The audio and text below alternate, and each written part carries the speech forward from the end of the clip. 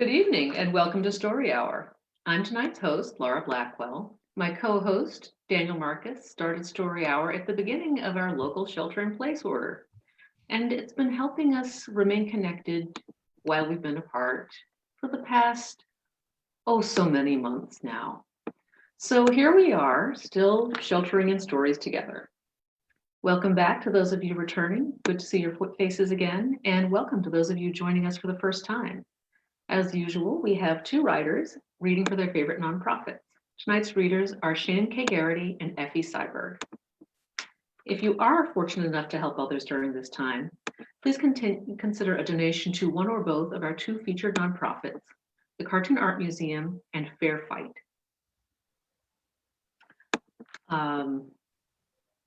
Effie Seiberg is reading for Fair Fight. Fair Fight promotes fair elections in Georgia and around the country, encourages voter participation in elections, and educates voters about elections and their voting rights. Fair Fight brings awareness to the public on election reform, advocates for election reform at all levels, and engages in all other voter education programs and communications. You can learn more at fairfight.com. Shaenon K. Garrity is reading for the Cartoon Art Museum. Founded in 1984, the Cartoon Art Museum has something for everyone, from comic strips, comic books, and anime to political cartoons, graphic novels, and underground comics. This unique institution houses approximately 7,000 original pieces in its permanent collection and attracts more than 30,000 visitors annually. The Cartoon Art Museum's mission is to ignite imaginations and foster the next generation of visual storytellers by celebrating the history of cartoon art, its role in society, and its universal appeal. You can learn more at cartoonart.org. If you are here on Zoom, feel free to leave your camera on. It's really nice for the readers to actually see the people in the audience, but please do mute your mic. If you're here on Facebook, thank you. We're really glad you're here, and we are not seeing your messages in real time. Sorry. So our first reader tonight is going to be Effie Seiberg. Effie Seiberg is a fantasy and science fiction writer. Her stories can be found in the Women Destroy Science Fiction Special Edition of Lightspeed magazine, winner of the 2015 British Fantasy Award for Best Anthology. The Best of Galaxy's Edge 2015 to 2017, Analog, Fireside Fiction, and Podcastle, amongst others. Effie lives in the San Francisco Bay Area. She likes to make sculpted cakes and bad puns. Effie, will you read us a story now? I will actually read you two stories. I have two very short pieces to share with you guys today. And it's so delightful to be back here for Story Hour. This is so much fun. And so this is a twofer. So the first piece was originally published in Fireside Fiction, and it's an email chain. And it's called Little Miss Apocalypse Playset. 2, LMA Merchandising, from LMA Marketing. Hey folks, I know it's a tight squeeze for the manufacturing deadline for the Little Miss Apocalypse playset, but we got new market research results on the pony names. Please make the following updates to the packaging. Pestilence is now Sniffles. Famine is now Omnom. War is now Punchy. And Death is now Bonesy. We'll be updating the voiceovers for the show accordingly when we introduce the characters in the fall TV season. We'll want Little Miss Apocalypse next to Bonesy on the front packaging since he rated highest in the 5 to 8 demographic. I know it's a tight deadline, but we really need to make the numbers for the holiday season. The CEO is counting on this. Anna. 2, LMA Team-All, from Corporate Responsibility. Hello, LMA team. As part of the company-wide Yes I Can 'Cause I'm a Girl social awareness and empowerment campaign, we need the playset to let kids actually do something functional. We're pulling out the chemistry kits and the My First Robot repair toys from the edutainment line as top examples, and we'd like to tie in the Little Miss Apocalypse line to give the campaign a more fun vibe. Any thoughts? Mac. 2. LMA team-all, corporate responsibility. From LMA product design. We could add accessories to the ponies. Sniffles could come with tissues laced with fake Ebola. Punchy could come with some sort of faux vials of steroids or testosterone. And Bonesy could come with a small play chemical kit. Little Miss Apocalypse is empowered to change the world with these tools. Not sure what we'd do for Omnom, though. Emma. 2. LMA team-all, from corporate responsibility. We'd need something more functional. Could you add in components from our real chemistry kits? Mac. 2. LMA team-all, corporate responsibility, from LMA marketing. Mac, I love this idea. Given the manufacturing deadlines, easiest would probably be to repackage the chem kits that already exist as expansion packs. We'd be ready for the holidays as an extra sales boost.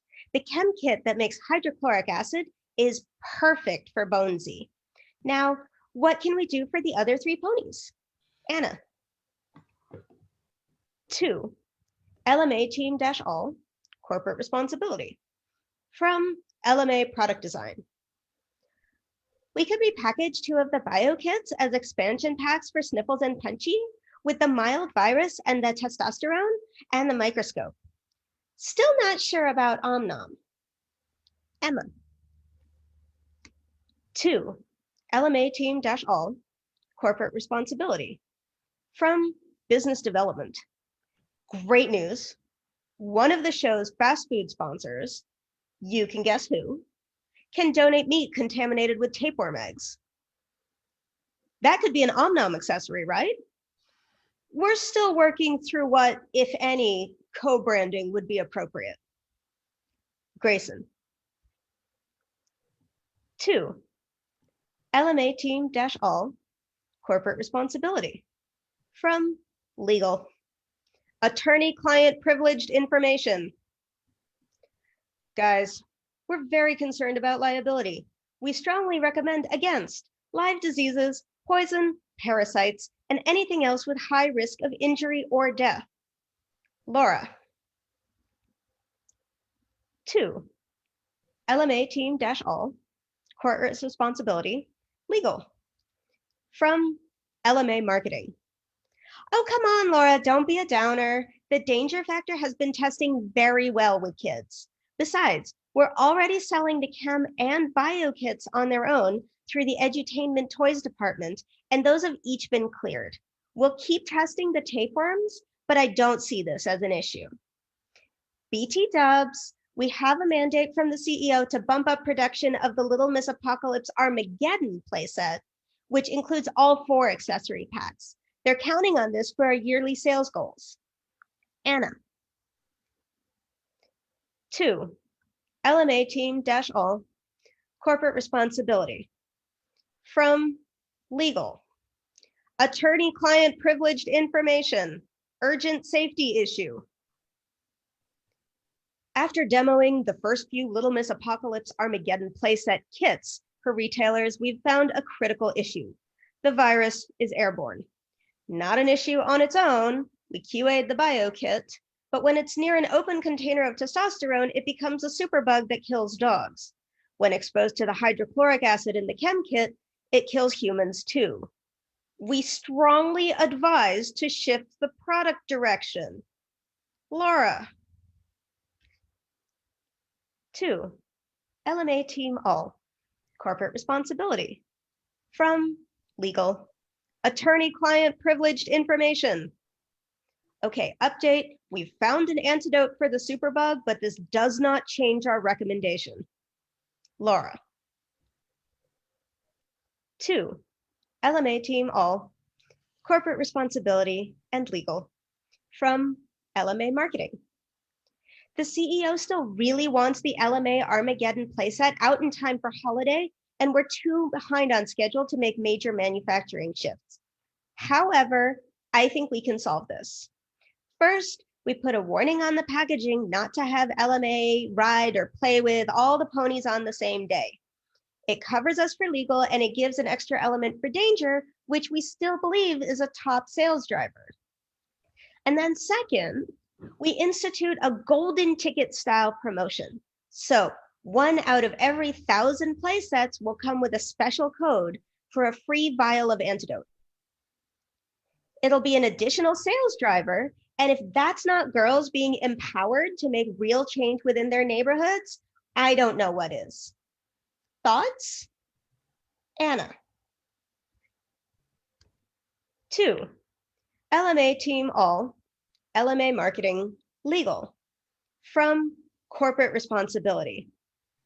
This ties in with both the Yes I Can Because I'm a Girl campaign, as well as the following campaign, Branding TBD, which will encourage community activism.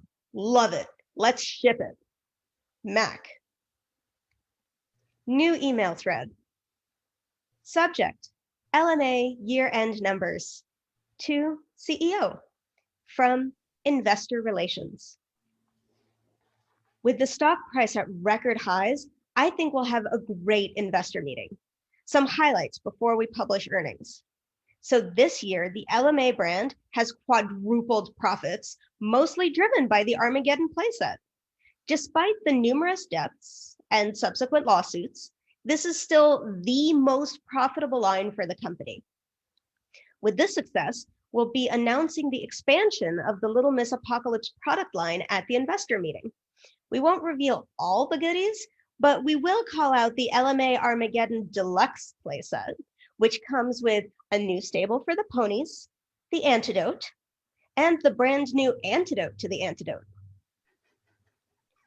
If we have time, we'll also highlight the life-size educational Apocalypse Play Lab, which will come with plutonium. We project profit growth of an additional 10x from this product line alone. Go team, go!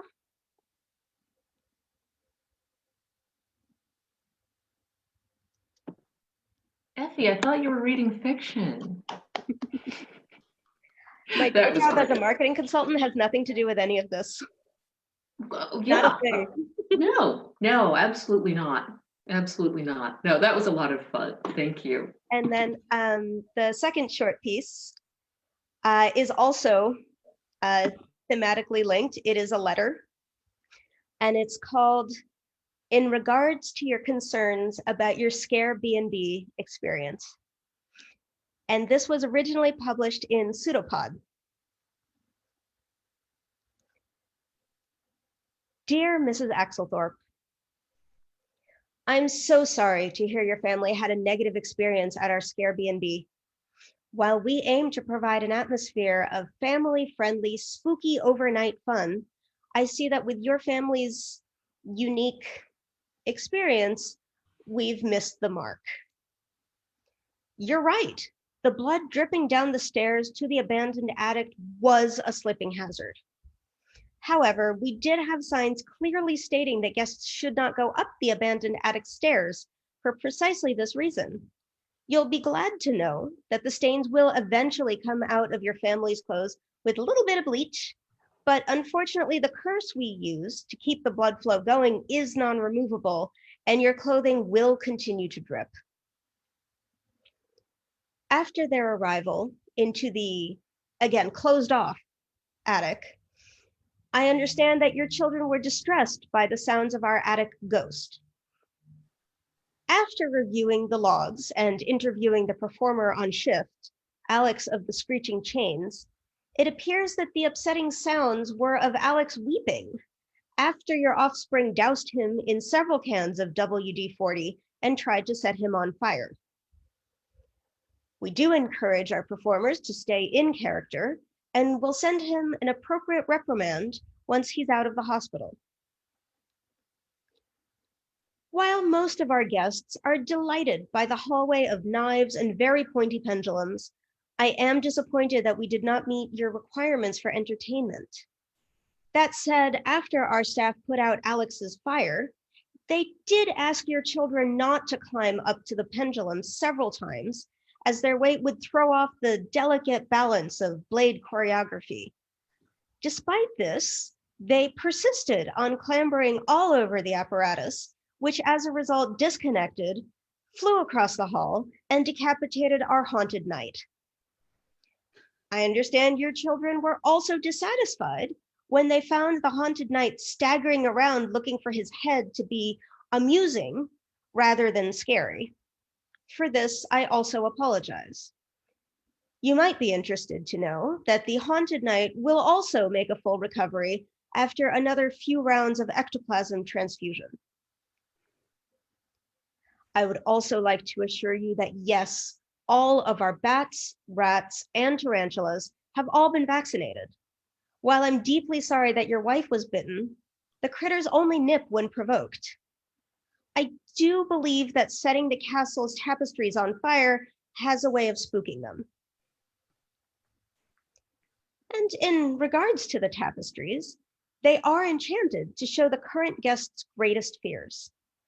While I'm certain it's unsettling to have your own image appear in magic needlepoint, unfortunately, I am not able to determine who in your family is terrified of you. That said, we are grateful that you only burned the tapestries in the North Wing, as the South Wing's tapestries contain the threaded souls of the damned, and we do not want them getting out. Finally, I understand that while you were asked to leave the house for the firefighters to do their work, your family wandered into the nearby closed graveyard. Unfortunately, as this was merely the local graveyard and not part of the ScareBnB, we cannot be held responsible for your experiences there. That said, yes, it can be disappointing that the graves were only for the dead and not the undead, and I understand your children's frustration that their desecration did not yield more fruitful results. I can understand your consternation at the arrival of the local pitchfork-wielding mob that arrived subsequently. I'm very sorry that all of this caused you to exit the premises and you were not able to avail yourself of our full overnight experience, complete with fully locking coffins lined with the finest rotting shrouds. For all of these, I'd like to assure you that your recent visit has been comped, and per local regulations, we've notified the police. Best, Mr. Swamp, Director of ScareBnB Customer Service, and volunteer firefighter. P.S. While we are not able to offer you a discount on your next stay with us, as your account has been disabled, please instead accept these $50 gift certificates for each of our top competitors.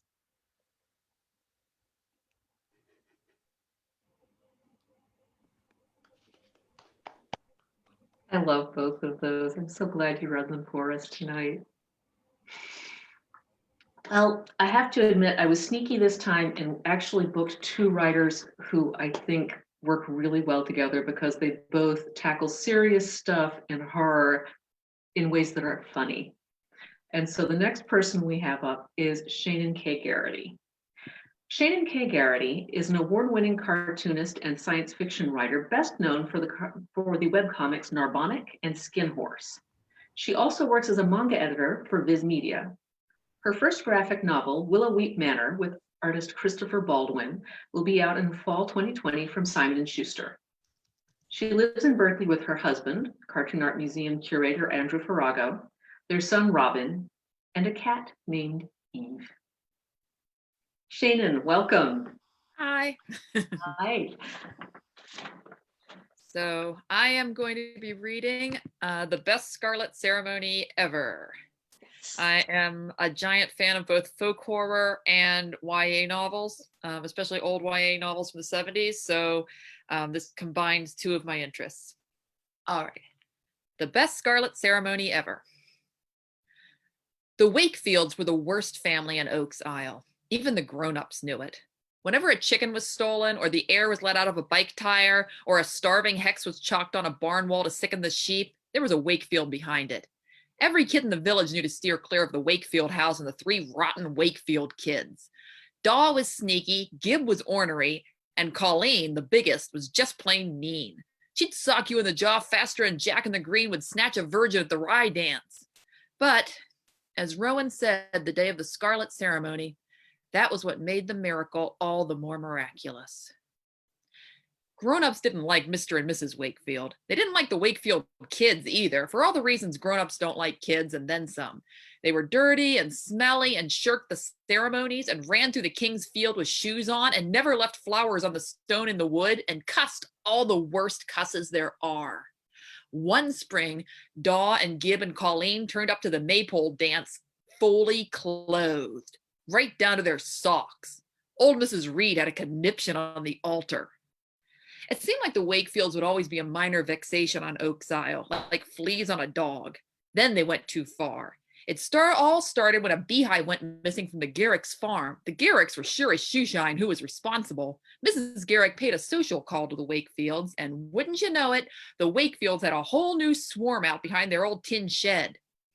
Strong words were exchanged, as Dad would put it, and the next thing you know, the Garricks had lost 3 more hives. The feud kept escalating until, long story short, the Wakefield kids smashed half the Garrick's hives and didn't even apologize to the bees. Well, stealing hives is one thing, but showing disrespect to the bees is a bridge too far. If the bees are angry, you get failed crops, barren land, and mead too sour to offer the gods. They might tell the goddess herself to hide her sun face and leave her daughter, the flower witch, caged under the earth in the shape of an owl. You learn basic stuff like that in Sunday school. But I guess the Wakefield kids never went to Sunday school with us, any more than Mr. and Mrs. Wakefield ever bothered to join the grown-ups in their sacred orgies. It was near the end of the school year when Mom came home late from work and dropped a soggy grocery bag on the kitchen counter. "See if you can turn this into a stew," she said to Dad. "Might as well get something good out of it." Dad peered into the bag. "Ah, rabbit. You read the entrails today?" I looked up from my homework. Everyone at school was talking about how the town council had called for an oracular decision on the bee crisis. It didn't seem as mystical when the oracle was your mom, but even I was a little curious. Rowan practically jumped out of his seat. "What did they say, Mom? Are the bees mad?" "They aren't happy, that's for sure." Mom collapsed into a kitchen chair. "To set things right, we'll need to make a special effort for the Scarlet ceremony this midsummer." "The white stag," said Rowan. "Are we going to hunt the white stag?" "Don't be a dip," I said. "That's just about the biggest Scarlet ceremony there is. Anyway, who heard of a 3rd grader hunting the white stag?" Rowan flicked a stale Cheerio at me.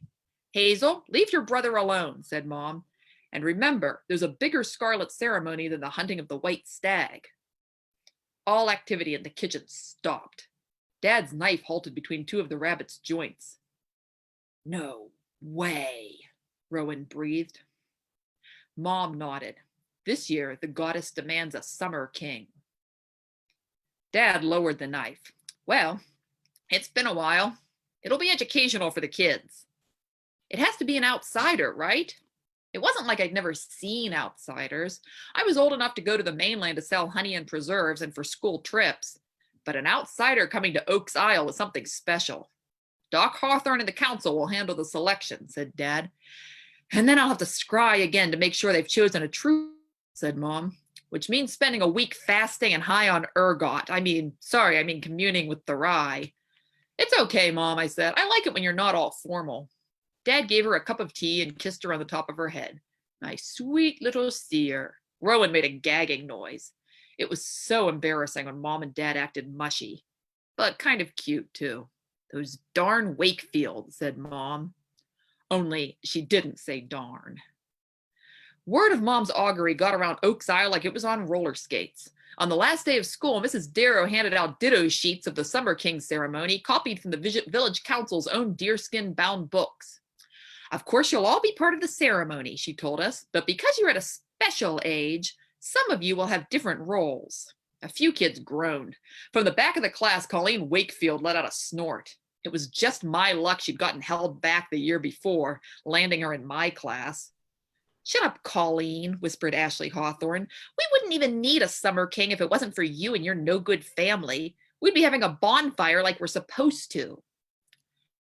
"It's an honor to host the Summer King," said Mrs. Darrow, raising her voice. "And it's always a lot of fun. Now, boys whose voices changed are encouraged to try out for the choir. Those boys who don't get into the choir will be assigned parts in the pageant or be masked pallbearers in the king's retinue. Remember, no hard feelings. There are no small parts in the ceremonies, only small players. Everybody rolled their eyes. Being in the choir was obviously miles better than carrying a boring old oak pole. Grown-ups always lied about stuff like that, and they were terrible liars. As for the girls, those who have started their menses, Mrs. Darrow glared at the class to stop giggling. Girls who have started their menses and been within the womb of the earth will join the goddess's retinue. Those who haven't will perform in the pageant. Any questions? Can you tell us more about the menses? Said Colleen, smirking. I want to hear all about the menses. More giggling. Shut up, Colleen, hissed Ashley Hawthorne. I had a whole new outfit for the bonfire, and now I have to wear a plain white everybody else in the retinue. You'll look ugly in it, said Colleen. And you'll look like trash, Colleen Wakefield, because trash is what you are. Colleen kicked Ashley. Ashley screamed. Girls, shouted Mrs. Darrow. Enough! We're planning a Scarlet ceremony here. Colleen started it. Did not. The summer solstice isn't about who's right, said Mrs. Darrow. She turned her chilliest gaze on Ashley. And it's not about showing off the expensive clothes your father buys you on the mainland either. In fact, I think we could all use a reminder of what we're preparing to celebrate. Over summer vacation, I want each and every one of you to write an essay on what the Scarlet ceremony means to me. This time the groans were universal. I stared down at my desk, trying to hide my red cheeks. Thanks to the Wakefields, we were having a Summer King ceremony. And thanks to the Summer King ceremony, everyone would know I was just about the only girl in my class who hadn't gotten her period. What's in the womb of the earth anyway? I asked Ivy. Ivy was my best friend. She'd gotten her period moons and moons ago. At first, all she did was brag about it. Then all she did was complain about it. And finally, it got boring and she stopped bringing it up all the time. Hazel, you know I can't tell. Oh, come on. I'll get my visit from Flo any day now anyway. Past the meadow suite. Ivy hunched over the garland she was. Okay. The womb is up on Luth Hill. Ivy, literally everyone knows that. There's a gigantic naked lady carved into the chalk and you can see her every time it rains. Fine, if you know everything. I don't need to tell you what happens when you go in the cave between her legs. No, tell me. Shh. A few kids glanced at us. It was a sunny afternoon and Mrs. Darrow had decided to take us to the king's decorations. Rowan's class and some of the other little kids were picking flowers. I watched Gib and Daw Wakefield run around whacking kids with stalks of yellow broom. Ivy lowered her voice. You have to go when it's your actual time of the month, and you can't wear underpants. When you get there, some masked women lead you to the entrance, and you have to stick your finger, down there and mark the lintel stone with your blood. Ew! It's so embarrassing. Even with the masks, I could tell one of the women was Mrs. Bosch from the deli, and one of them was my mom. I'll die. No, you won't. You'll go into the cave like everybody does. They give you a candle, and you have to crawl through a tunnel to this cavern with prehistoric paintings. When you come back out, they ask you which painting you saw first, and that's supposed to signify your future womanhood. Whoa, like what kind of paintings? I don't know them all. If you see the boar, it means you'll be a good provider. Seeing the bull means fertility, like it always does. What did you see? I saw the wolf. It means I'm a warrior. Lucky. Yeah, it's kind of the best one. Except if you see a red handprint, it means the goddess's hand is on you and you can do sacred stuff. That's why the same girls get picked over and over for the good parts in ceremonies. We exchanged a look. Willow Garrick, I said. Of course, Willow Garrick. Ivy made a face. Willow Garrick was 18 and the prettiest, most popular girl in Oaks Isle. She wasn't helping out at the King's Field because she was off somewhere getting purified to be the avatar of the goddess in the Scarlet ceremony. It was the solemn duty of girls like Ivy and me to hate her guts. Once I'd been down in the womb, I said, my mom had better let me wear a bra. You don't need one. That's not the point, jerk. Ironing board. Anyway, thanks for telling me everything. It's okay. My cousin told me before I went in. Mrs. Darrow clapped her hands for attention. All students who have been cast in the pageant meet at the bandstand in the village square. Oh, no. She expects me to walk past everyone from school in broad daylight? You can do it, said Ivy. What if I lie? What if I say I got Flo and joined the goddess's retinue with everybody else? Hazel, the goddess would know. The real goddess, not stuck-up Willow Garrick. The ceremony would fail. Then we'd have to do a winter king on top of a summer king, and it'd be all your fault. And my mom would kill me. Reluctantly, I got to my feet. Crossing the King's Field, carrying my shoes, seemed to take hours. I focused on the distant trees and the roofs of the buildings in the village square, the spire of the council hall, the funny onion dome of the library, and tried not to see who was staring. I pretended I was the flower witch on her passage to the underworld, enduring the jeers of the stone people. I pretended all the way to the bandstand. There, the rest of the pageant cast was waiting for me. A gaggle of girls clustered together on one side, a knot of boys on the other, and between them, with a face like a summer storm cloud, Colleen Wakefield. Mrs. Delaney, Ivy's mom, came puffing up to the bandstand. Everyone here? Wonderful, wonderful. Let's get started. No surprise Mrs. Delaney was in charge of the pageant. She loved being in charge of things. On top of being on the village council and the school board, she ran the ferry trips to the mainland and coordinated the equinox rites and had a book club. Mom told me she used to be in charge of the sacred orgies until she was voted out for taking all the fun out of them. I was sure she'd take the fun out of the pageant too, if there was any fun in it.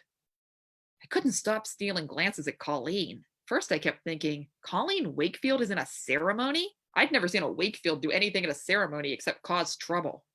Then I kept thinking, Colleen Wakefield hasn't had her period yet? She's older than me. I could hear kids around me whispering the same thing. Colleen flashed a gesture that's only acceptable at male fertility rites. Colleen, barked Mrs. Delaney. Attention, please. Colleen snorted. As some of you children may have noticed, Mrs. Delaney continued, our little troupe has 3 members who haven't acted in our pageants before. The village council thought this would be an educational activity for them. That was when I noticed Daw and Gibbs slouched against the bandstand. So that was it. The Wakefield kids were being forced to do the pageant as community service. I hope each and every one of you will welcome our newcomers and treat them just like everyone else, said Mrs. Delaney, guaranteeing that we wouldn't. Then Mrs. Delaney handed out parts. Dara Bosch, the tallest girl in the group, got to be the lady of the girdle. The tallest boy was the green man. A girl from Rowan's class nearly burst out crying when she was assigned to be Maid Death. Most people were animals. Mrs. Delaney looked me up and down and said, a perfect crone. I gritted my teeth. I'd been hoping to be a fox or a sheep, some minor role in a mask so no one would notice me. Instead, I'd have to wear a white wig and caper around like a dope. I was a gross old crone and I hadn't even had my period yet. But it was no use arguing with Mrs. Delaney about anything. Mrs. Delaney avoided the Wakefields for just about as long as she possibly could. When she got to Colleen, she hesitated. That was her fatal mistake, because in that moment, Colleen opened her big stinky mouth, and for some reason, what she decided to say was, I'm going to be the goddess. Ran through the group. Somebody laughed. Colleen, dear, said Mrs. Delaney, you can't be the goddess. Why not? Said Colleen. Mrs. Delaney, poor dumb Mrs. Delaney, stopped again. The reason, we all knew, was that she was saving the goddess for her youngest daughter, Elda. Every other girl had been given a part. The goddess would be Elda or Colleen or nobody. Suddenly, Colleen had made it public and awkward for Mrs. Delaney to toss her some crummy role and hand the best part to her own kid. I almost admired Colleen for that. Finally, Mrs. Delaney said, oh, well, it's only the pantomime goddess for the pageant. Willow Garrick will do the real job. And just like that, Colleen Wakefield, of all people, was the goddess herself. Mrs. Delaney quickly made Daw a hare and Gib a huntsman, roles where they hopefully wouldn't draw much attention to themselves. She made Elda the lady-in-waiting to the lady of the girdle, which wasn't even in the script. Then we sat in a circle while Mrs. Delaney handed out orange slices and told us the story of the Summer King. And things started to go funny again, because the Wakefields insisted on asking questions. When Mrs. Delaney talked about the battle between the Summer King and the Winter King and how the goddess was wed to both, Daw said, she's got 2 husbands. Where do they sleep? Mrs. Delaney sure wasn't happy to be interrupted. The goddess is wed to the Summer King in the waxing year and the Winter King in the waning year, she said in a sing-song voice, just the way we learned it in Sunday school. They are 2 in 1 and 1 in 2, hero and weird, mirror aspects of the divine consort. Do they use different toothbrushes? Said Daw. Mrs. Delaney turned red. But I thought Daw had the shadow of a point. What if my mom had two husbands? If I had two dads? Would they need their own towels and cereal bowls and shaving cream? Would they like different things? Maybe the Summer King would make mom tea when she came home tired from work, and the Winter King would make her coffee. Or maybe they wouldn't do anything. They didn't seem like very attentive husbands. You never heard about them helping raise the goddess's many children. Of course, they weren't always available to help out, being sometimes dead. While I was mulling this over, Mrs. Delaney was trying to explain how the kings could be one person, but also two people, but also mortal enemies. She wasn't doing a very good job. It was funny. I'd grown up knowing the eternal courtship by heart, but I'd never thought hard about it. I remembered something Mom had told me. It's a metaphor for the changing year, I said. The king symbolized the seasons and the goddess symbolizes the earth. Mrs. Delaney jumped on me like a terrier on a rat. Hazel, goddess, stay her hand from cursing you for blasphemy. The sacred mysteries are real. They aren't stories. She took a deep breath. I think that's enough for today. Everyone study your parts and be here tomorrow with bells on, but not real bells unless you're in the Morris dance. I guess that was supposed to be a joke, but nobody laughed. I walked home mad as a hornet. Mom always said a thing could be symbolic and be true too, and the strongest symbols have more reality than the hand in front of your face. And Mom was an oracle while Mrs. Delaney was the school secretary, so what did old Mrs. Delaney know? I wished I had the guts to stand up to her like the Wakefields had. I passed Colleen Wakefield on my way home. She was in the grotto of the bright nymphs, smoking a cigarette. Darn it, pricked my finger again, said Mom. Only she didn't say darn. Why did that so-and-so Holly Delaney have to make you the crone? Don't ask me, I said. I don't know why the pageant has to have a crone in the first place. Mom held up the cloak she was trying to sew. This is a mess. I never was any good at crafts. Well, I guess it's supposed to be an ugly cloak. It doesn't even look enough like a cloak to be an ugly one. Mom sucked on her finger. In our mystery pageants, the crone is the symbol of time, also death, also wisdom and augury. Augury? She's an oracle like you? In a way. Rowan ran into the room singing. Ever since he got in the choir, he'd been insufferable. Nay is no queen so sticky sour, nay no lictin flower. I laughed. You dope, it's stark nay stour, not sticky sour. Don't you know anything about the old tongues? How about this tongue? He stuck out his out at me. Yuck. I turned back to Mom. If the crone is supposed to be an oracle, I don't see why she has to be old and ugly. You're not old and ugly. And I don't see why Holly Delaney can't let you be one of the nymphs. We could use your old ballet costume. I think I ought to be a modern crone to represent what women on Oak's Isle can be today. Oh, yes? And what can women be today? Not hunchbacks. Please, Mom. We must respect tradition. Mom pricked her finger again. Ow, I'll think about it. I turned back to my notebook. At the top of the first page, I'd written what the Scarlet ceremony means to me. Under that, I'd written my name. Then my inspiration had run out. Rotten essay assignment. Another thing that was the Wakefield's fault. Dad came in. It's official. The Summer King arrives tomorrow. All right. Rowan jumped on the couch and started singing at the top of his lungs. Merry it is when some elastic bugles sing. You're sure? I said. The chosen vessel was told he'd want to cruise around the islands, and he RSVP'd for tomorrow. The ferry will stop here at Oak's Isle and accidentally leave without him, forcing him to spend the night at the Sheila na Gig. It's all in order. Handle the financials myself. For one, that Dad was an accountant instead of something normal like other dads. Can we see him? Said Rowan. See him sooner or later, said Mom, still scowling at the terrible cloak. Remember his power and his burden and give him every courtesy described in the rhyme of the Glamestone. Want me to try sewing that? Said Dad. Please, said Mom, and practically threw the cloak at him. I didn't get to see the king arrive. Rowan and I were set to run out of the door when Mom stopped us with, I got a call from Hideki Kimura. They need help setting up down at the Sheila na Gig. So instead of hanging out at the docks or in the square like every other kid in Oak's Isle, Rowan and I trudged off to the village inn. Normally it'd be a treat. The Sheila na Gig is one of the oldest buildings on the island, with a thatched roof and so many layers of whitewash its insides are like caves. The Kimuras give kids free bowls of rice crackers. But who could get excited about a walk to the Sheila and a gig when an honest-to-gosh outsider, not just any outsider, but a summer king, might be setting foot on the island at that very moment? The inn was buzzing with activity. Villagers were scrubbing the place so it shone like the moon and hanging flower garlands from every rafter.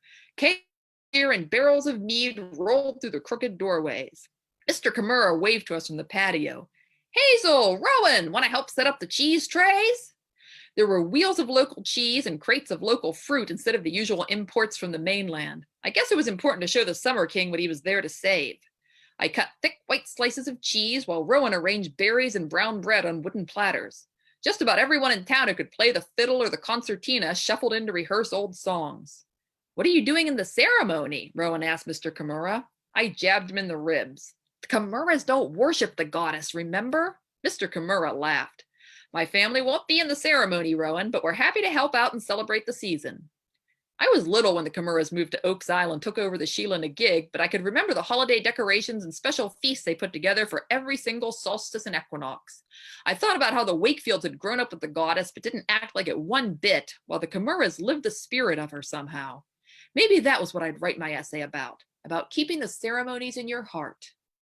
I stayed on the patio for a long time arranging fruits and flowers. Time seemed to stand still in the warm honey air. Some high school girls started up the crane dance. A group of old ladies passed an incense censer around and got very cheerful. I noticed a lot of women in thin summer frocks, their legs making shadow plays against the sun. Mr. Kimura wasn't the only one getting ready to make our visitor feel welcome. The king had privileges besides a free cheese tray. Cuckoo, cuckoo, sang Rowan. Well, singest thou. Finally, I said, a song so simple even you can't mess it up. He threw a currant at me. You're just jealous because I'm in the choir and you have to be in the pageant with the Wakefield. The pageant! I jumped up like my seat was on fire. What time is it? I showed up at the bandstand late, panting, but it didn't look like I'd missed much. Everyone was in position for the first circle. A few kids already had costumes or lumpy masks. From what I could tell, the procession had made it about 3 steps before the Wakefield stopped it cold. Don't want to be skinned, Daw was whining. It looked like he'd been crying for a while. I could hardly see his face through the snot. Come now, said Mrs. Delaney. The children aren't really going to skin you. It's part of the pageant fun. She dodged as Daw's grimy little fist shot out at her. It's like a game, said a girl wearing a papier-mâché fox hat mask as a hat. In the first circle, we skim the 3 hairs for the Summer King. Then in the second circle, you all hop around. With your skin off, said another girl, less helpfully. Daw stared wide-eyed, then began to howl. Can't you do anything about him? Mrs. Delaney snapped at Colleen. Colleen shrugged. She was wearing a sack-like yellow-white dress that was practically falling off, showing a ripped t-shirt underneath. Probably Mrs. Wakefield's old solstice dress, I thought. I noticed Daw wore the old fuzzy scarf and earmuffs that Colleen had worn to school all through the winter. So that was supposed to be his hair costume. And all the screaming and crying was over not wanting it taken off. Knock it off, Daw, said Gib. He gave his brother a lazy kick. Remember how much we studied up on it? Everybody gives the Summer King fruit and meat and mead, and the lady of the girdle's girdle. I know what the girdle means, said Colleen. It doesn't mean a girdle. Colleen Wakefield, said Mrs. Delaney. Everybody gives the Summer King all the good stuff, said Gib, and then they come back around and put him on trial for taking it. And me and the other huntsmen chase him down and bring him before the goddess to be summarily judged in judgment. He nodded with satisfaction. In spite of myself, I was impressed. Just the day before, the Wakefields hadn't even known the basics of the eternal courtship. It's stupid, muttered Daw, smearing snot around his face. It's stupid and I hate it. Gib looked up at Mrs. Delaney. He's got a point. It's pretty dumb stupid. Gib Wakefield, the goddess stay your hand. Well, it is. Why give the king stuff and blame him for taking it? If everybody in Oaks Isle was giving me rabbits and girdles and whatever, you better believe I'd take it. Then I'd hightail it out of town before the huntsman showed up. Daw brightened. Like when we took that ham out of the butcher window. The missing ham last Birchfire's Eve. Everybody in town knew the Wakefields hadn't stolen it, but the council hadn't been able to describe what they did with it. Point is, said Gib, it doesn't seem fair to give somebody presents and get mad at him for it. Which, kind of think of it, was true. Of course, the trial king had to happen, or there wouldn't be a ceremony and the solstice wouldn't pass and the bees would stay angry forever. It was all symbolic. But like Mom said, a thing could be symbolic and true too, and the truth of the way the Summer King got treated was pretty harsh. And if I was married to the goddess, Gib went on, I'd ask her to smite their butts. Which was another good point. That's not what the goddess does, said Mrs. Delaney. She carries out the sentence and performs the... Her jaw wobbled. If you look close, you could sort of see into her brain where a boardroom of little Mrs. Delaney's was debating what to do next. Did she want to go on arguing with the Wakefields about religion and toothbrushes and ham? Or did she want to start rehearsing the pageant? The solstice was coming up fast.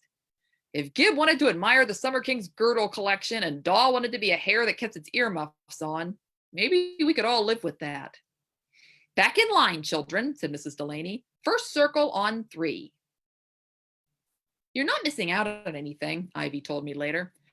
Being in the goddess's retinue means doing purification rituals and watching everybody suck up to Willow Garrick.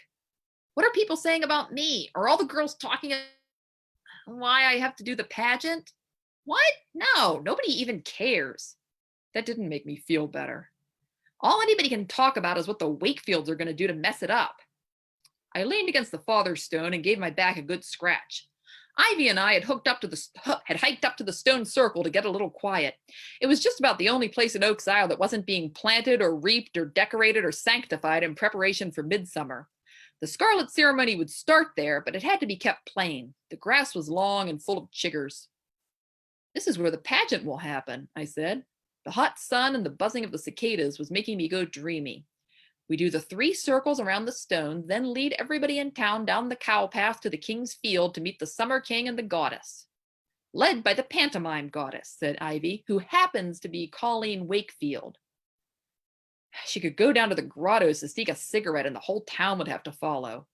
Tell me the truth, said Ivy. How bad have the Wakefields been? I thought about it, and what I thought surprised me. They haven't been bad at all. Come on.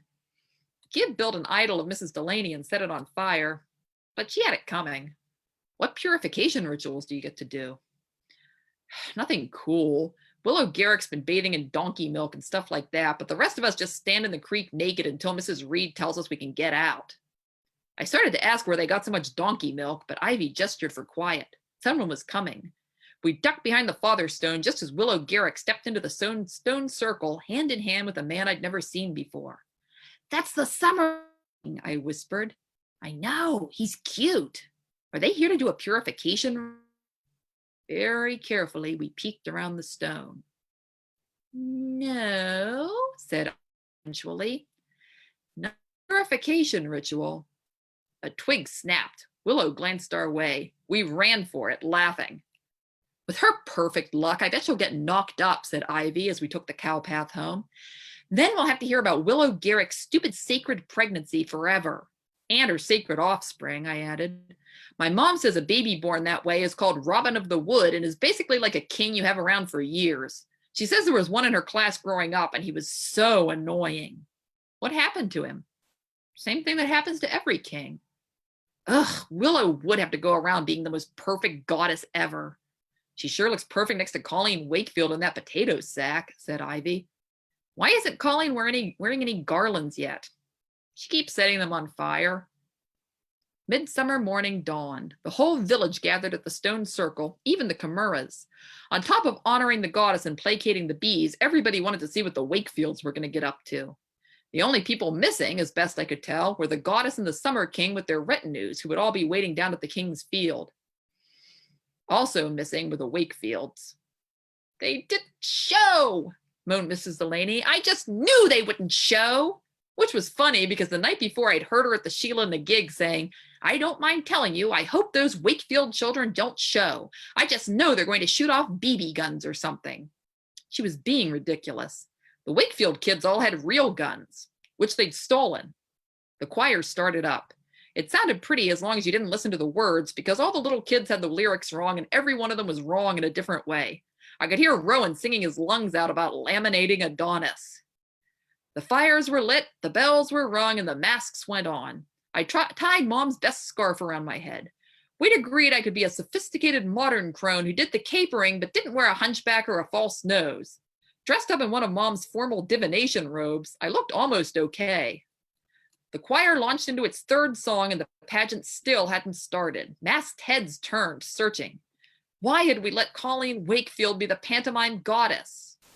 Well, because we were scared of her, of course, but we should have stopped her somehow. Then something happened that made me think I might have inherited Mom's knack for scrying because I thought of where Colleen might be. Sure enough, she was smoking in the grotto of the bright nymphs. I was so worked up I forgot to be afraid of her. Colleen, you have to start the pageant. She gave me that smirk that made a person want to smack her and run. Can't. I'm sick. You are not. This is important. We have to make the sacrifice to the goddess. Why? I was gobsmacked. She's the goddess. So? Colleen sucked fiercely on her cigarette. I know all about the goddess. Thanks to this dumb, stupid pageant, I went and read the deerskin books and ate mushrooms and touched the stones and all that crud. Only she didn't say crud. You did all that? Delaney said it and answered my questions. What a liar. I got more questions than before and it sucks. Why does the goddess do it, huh? Why does she demand sacrifices? Mom would say that's why the sacred mysteries were called mysteries. You were supposed to wonder instead of know. But that wasn't the kind of answer that would satisfy Colleen. She'd read the books and touched the stones, and I hadn't done that, not since I was a little kid. I must have been a little kid the last time I'd really thought about the meaning of midsummer. Anyway, said Colleen, I was the dumbest of all for wanting to be the goddess. The goddess is somebody like Willow Garrick, not me. For as long as I live, I'll never forget the way the solstice sun shone through the grotto on Colleen in her baggy sack of a dress, with a meadowsweet wreath hanging off one ear and a cigarette dangling from her lips. I felt full of fire somehow, and I smelled flowers in the air. Then it passed, and it was just awful Colleen Wakefield and the smell of stolen smoke, and I wasn't sure anything had happened at all. I grabbed her by the arm, something that was usually a one-way ticket to a broken bone. No more sulking, Colleen Wakefield. Today you're the goddess, and that's the way it's gotta be. She looked shocked that I dared lay a hand on her. I could hardly believe it myself. Maybe she saw something in me the way I saw something in her, because instead of snapping my wrist, she stubbed out her cigarette. Okay. Daw, Gib, let's go. Daw and Gib popped out of nowhere. Daw was dragging 3 bottles of beer and munching from a sack of rice crackers, both definitely stolen from the Sheila and the gig. Colleen kicked them in the direction of the stone circle, gathered up her muddy skirts, and marched ahead. The pageant was a little different that year, that's for sure. It was the first time the 3 hares kept their fur on and gave the Summer King beer instead. I noticed old Mrs. Reed giving it that a sharp glare from behind her eagle mask, but I thought it was an improvement. After all, it was midsummer. The Summer King would appreciate a refreshing beer or 3 over hot, sticky rabbit fur. During the second circle, the hunters chased the pantomime Summer King like they were supposed to. But when they caught him, Gib Wakefield stepped in front of the others and looked the king straight in the eye. Everyone craned their necks to see what he would do. He gave the Summer King a hug, and that was that. The pageant went on because it had to go on. As Mrs. Delaney had explained it, it was a sort of preview of the ceremony that would be done on the king's field. We had to act it out first, then do it for real to make it a proper ceremony. Mom said all the people dressed as animals and nymphs and characters like the fool and the crone were there to symbolize that the entire land was witness.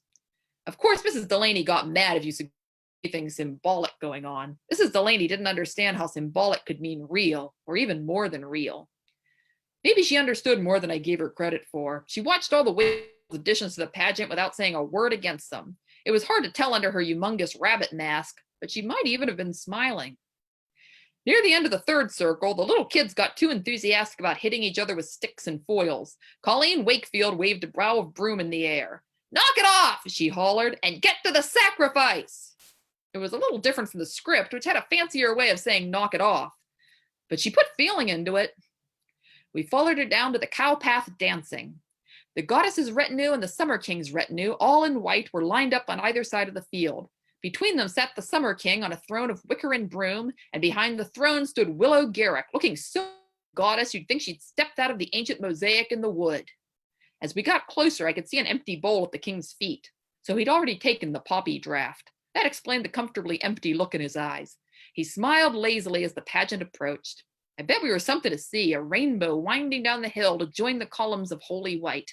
By then, everyone was dancing a different dance and singing a different song, but it all wound together into one marvelous thing. I felt like I was really the crone, a beautiful crone, and everyone was exactly what they were symbolizing, and the symbols were realer than real. We danced around the throne. Ivy was right. The Summer King was awfully cute. Willow Garrick raised the sacrificial sickle. Then she nearly spoiled everything by dropping it. I can't do it, she cried, beautiful and awfully dramatic. I love him. The ceremony stopped right there.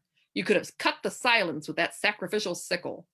The only sound was the Summer King humming softly and sweetly to himself off in a poppy-scented world where it was midsummer forever and ever. Oh, for goddess' sake, yelled Colleen. She strode up to the throne. Make the sacrifice or I'll do it my own self. You can't, gasped Willow. It has to be me. You're not even a woman yet. Am so, said Colleen. And darn near everybody but Willow Garrick knew it, because darn near everybody but Willow could see the big splotch of blood on the seat of Colleen's saggy white dress. It's too much, Willow was saying. I'm just a person. I'm not a goddess. I can't take a life. Colleen cussed, grabbed the sickle out of the long grass, and before anyone could move a muscle, she'd slit the Summer King's throat. Willow screamed. Colleen stood staring at the bloody sickle like she couldn't believe what she'd just done. No one could believe it. It was easy to imagine Colleen Wakefield killing somebody, but not somebody she was supposed to kill. A low golden hum rose all around us. It seemed like every bee in Oak's Isle had gathered into a single swarm. For a minute, I couldn't see anything through the cloud of tiny yellow bodies. Then the swarm moved as one to cover the body of the Summer King. He rose into the air on a million wings, tears of resin flowing from his eyes. His head tipped back and the wound at his throat opened like a mouth. Well done, it said. Well done, little children of the goddess. The sacrifice is accepted. He dissolved into flowers. It was then, as oak flowers and rose petals drifted around us, that I saw the miracle. Colleen Wakefield, awful Colleen Wakefield, was crying. I'd always thought of the goddess as something like her mosaic in the wood, beautiful and perfect and cold as stone. But maybe the goddess was more like Colleen, someone tough as an old boot and mad as a one-eyed cat, someone who threw punches without caring where they landed, but if you put a knife in her hand, it'd go exactly where it needed to go. Someone who didn't much like us, but saved us anyway. I knew just what I was going to write in my essay.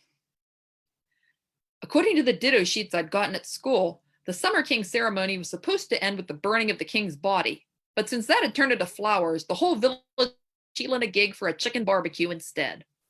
As I walked back with Ivy and Rowan, I knew I'd always picture the goddess handling the Summer King and the Winter King the way Colleen handled Daw and Gib, with cussing and well-aimed kicks. And on the warm night air, scented with smoke and rose petals, I could hear her voice crying out to all of us, all across Oak's Isle, knock it off and get to the sacrifice. The end. Oh, thank you, Shaenon. That was very funny and oddly moving, which adds another layer of disturbing. Yep. And then another layer of laughing. Well, Daniel, I think we had a really great pairing tonight. Oh man, writing humor is really hard. And I mean, you have to, it's a leap of faith to believe that stuff that you think is funny, other people will. So both of you tonight are real masters at the craft. I'm so happy that you joined us again. Really great readings, both of you. Thank you. Well, we have another great reading coming up next week when we have Kate Hartfield and Premi Mohammed. You can keep up to date about upcoming authors at storyhour2020.com and see programs you may have missed at the Story Hour page on Facebook. And in case anyone is concerned, you don't actually have to have a Facebook account. You can just go through the link on our website. Oh, Shaenon, Effie, thank you both so much for sharing your stories with us tonight. I have to say that those were just what I needed. Thank you. Thank you so much. Thanks for having me. Thank you for having us. This was awesome. And Shaenon, that was hilarious. I loved it. Oh, no, you were hilarious. Thank you. Daniel, my co-host, Daniel Marcus, thank you so much for making Story Hour a thing in the first place and bringing us here every week. And all of you who are here and all of you who will watch this later, thank you so much for joining us. Thank you for spinning the fictive dream with us. Good night. This has been Story Hour. Night, everybody.